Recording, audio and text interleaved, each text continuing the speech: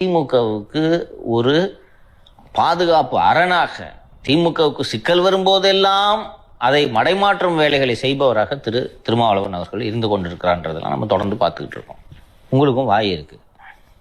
மூர்த்தி அவர்கள் விமர்சனம் பண்றாருன்னா, திருமாவளவனை போல தலித்துகளுக்காக குரல் கொடுப்பவர், உழைப்பவர் யாருமே இல்லை, தலித்துகளின் நலனுக்காகவே வாழ்பவர் தான் திருமான்னு நீங்க எடுத்து மக்கள் மன்றத்தில் வைங்க. நீங்க சொல்றதுல உண்மை இருந்துச்சுன்னா, மூர்த்தி பொய் சொல்றாரு, ஏன்னா ஜனங்க அவரை கடந்து போயிட்டே இருப்பாங்க இல்லையா? என்ன நல்ல மனுஷனை போய் இப்படி பொய் சொல்லிட்டு இருக்கிறேனே என்று மூர்த்தி சொல்வதை மக்கள் நம்ப மாட்டார்கள், ஏற்றுக்கொள்ள மாட்டார்கள். அவ்வளவுதானே, அதானே ஜனநாயகம். அவரை போய் நீங்க தாக்குறதுக்கான காரணம் அவர் சொல்றதுல உண்மை இருக்கு.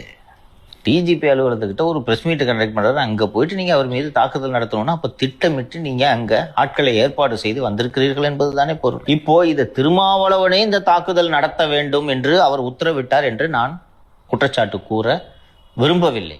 அப்போது திருமாவளவனுக்கு தெரியாமல் இது நடந்திருந்தால் திருமாவளவன் இதை கண்டித்திருக்க வேண்டுமா இல்லையா? குறைந்தபட்சம் திருமாவிடமிருந்து நான் இதை எதிர்பார்க்கிறேன்.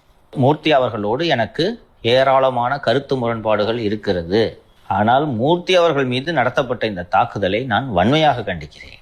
காவல்துறை தாக்குதலுக்கு காரணமாக இருந்தவர்கள் மீது உறுதியான நடவடிக்கை எடுக்க வேண்டும்.